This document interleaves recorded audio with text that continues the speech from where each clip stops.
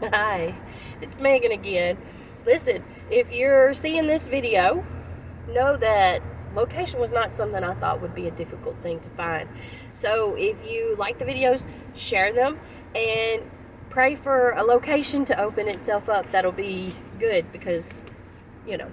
So today's thoughts are going to come from Exodus chapters 31 through 36. It's a lot to read, okay? But it's good. And I'm just going to give you a quick recap, okay? So we're talking about side characters today, okay? Side characters.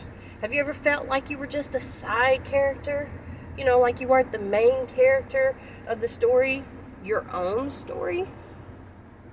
Instead, you're just a side character. Maybe someone expendable. Well, I've got news for you, okay? We're going to, I'm going to kind of give you bullet points about what's going on in Exodus chapters 31 through 36. And I want to just bear with me, okay? We're going to talk about side characters. Their names are Bezalel, son of Uri, son of Hur, of the tribe of Judah. And we're going to talk about Oholiab, son of Ahisamach, of the tribe of Dan. Okay? But I can't say Bezalel, and I can't say Oholiab. I am 100% sure that I am butchering their names. So, we're going to change Bezalel to a good old country Brad. And Oholiab to Oliver. Okay? So if you can remember that, that'd be very helpful, okay? Now, we're at a point in Exodus where Moses has gone up to Mount Sinai. Up to this point, the Israelites have experienced the 10 plagues, survived running away from the Egyptians. They had the pillar of smoke in the day leading them, the pillar of fire leading them at night, and when they were camped out at the Red Sea, the pillar of fire came down and created a line between them and the Egyptians while Moses was raising his hands, and he caused the Red Sea to part, and then they walked on dry ground. Not muddy. It doesn't say muddy. It says dry ground, okay? So even the muddy water got put up to the sides with walls of water on either side of them. They crossed the Red Sea. And then the Egyptians that were chasing them were drowned in the Red Sea. In the Bible it says not one of them survived. That's what it says. And they've experienced manna, which is the food from heaven, where you just had to collect enough for a day. They have experienced water from a rock. I mean, they're thirsty, and Moses hits this rock, and bam, water comes gushing out of it. And now Moses is at Sinai. He's at the top of the mountain, and they've been told, hey, God is visiting Moses. Moses is visiting God on the top of Mount Sinai. So don't touch the mountain. Don't let your animals touch the mountain. If you do, we'll have to stone you. And Moses has been up there a while, and some of the people come to Aaron and they say, listen, Moses has been gone a while. We don't know if he's coming back. Why don't you make us an idol to worship? And Aaron's like, okay, I don't know what else to do. Sure, bring me some gold. I'll make you an idol. So they do.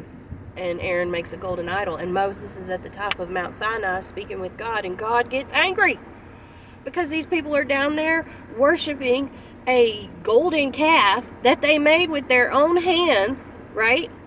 And he's like, I don't understand. They didn't see all that stuff that I had mentioned prior. They didn't experience. What is wrong with these people? I'm going to kill them. I'm going to kill them all. Because God's angry. And Moses is like, no. Please don't do it. And here's what I want to say about that, okay?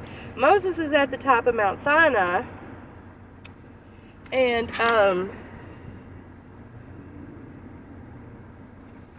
I missed it. I'm sorry, I dropped it. But Moses is at the top of Mount Sinai, and he's going, no, God, don't kill him. Don't do that. Don't Don't do that. Please, oh please, don't do that. And he intercedes for the Israelites. Then Moses goes down and he sees what they've done. And boy, I got off my notes. Boy, are they angry. Man, Moses and God. Now, Moses is so angry, he throws the Ten Commandments that God had just done with his finger on these tablets. He throws them and shatters them, and he's angry, and he's like, I cannot believe you people. And he says, anyone who will stand, he says, anyone who is with God and with me, stand behind me, pick up your sword. And they killed 3,000 people in one day. And that must have been hard. Not sure I could have done it.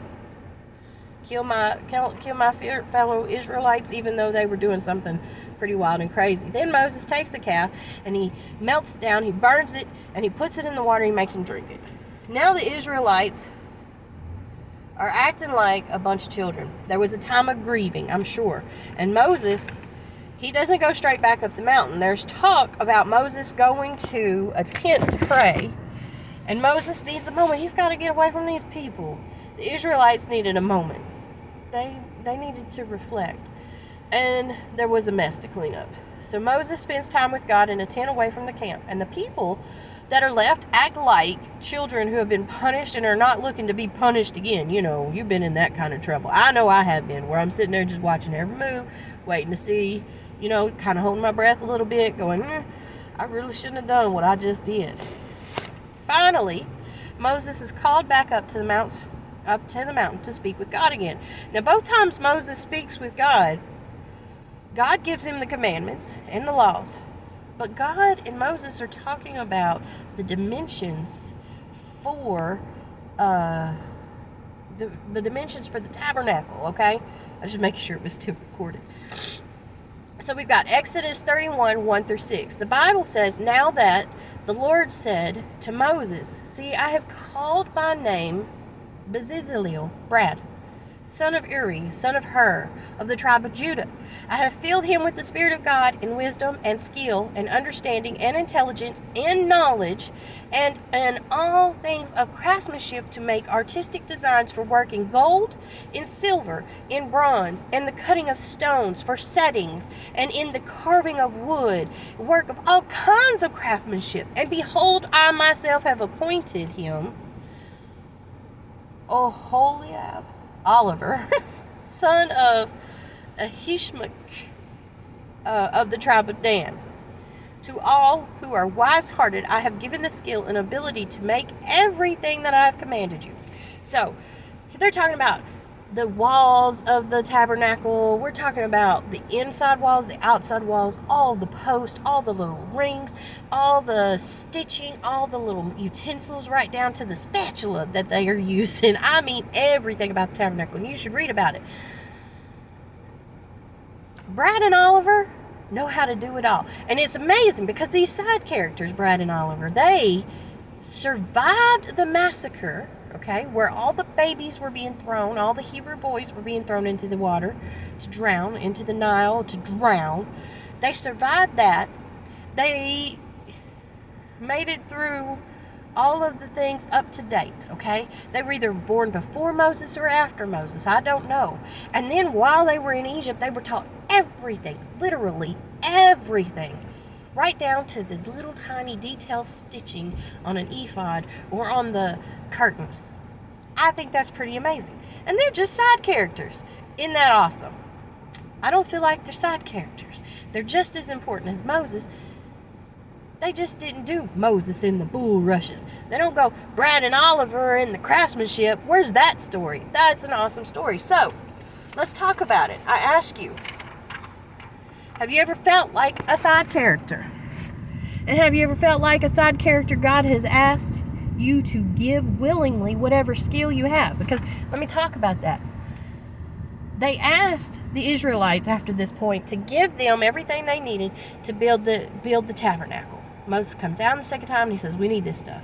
And they gave it, and they gave it willingly and abundantly, and so much so that the guys, Brad and Oliver, they said, hey, listen, we got enough, we got more than we can use. Please stop giving. Isn't that awesome? I would like to feel Like I have so much to give that they're going to have to ask me to stop. I'd like to be asked to stop, okay? So here we are. I'm trying to wrap this up. So I ask you again, have you ever felt like a side character? And if you have felt like a side character, has God asked you to give willingly whatever skill you have? Here I am being a side character, giving you whatever skill I have. I'm a good writer, okay? I'm not a good speaker. I want you to know that God is not going to ask you to give or do anything that He didn't already have in store or in plan for you. He's already planned this out. Also, I want to encourage you that God wouldn't ask without providing all you need, okay? Isn't it amazing that God creates divine appointments just for you and little old me? Well, I think it's amazing, and you're amazing too. So, if you have felt like a side character, you should know one thing. You have never been, never will be a side character in God's mind. Because He has a plan for you, and He has a plan for me. All we have to do is step out and be courageous, and God will take care of everything else. You are not a side character. I'm not a side character. Brad and Oliver were not side characters, okay? So, today, if God's calling you for something, He's going to give you everything you need to do it. And He's going to give you He's going to make sure you have all the experience you need. All right, I love you all, and I'm sorry it ran long. Y'all have a good day.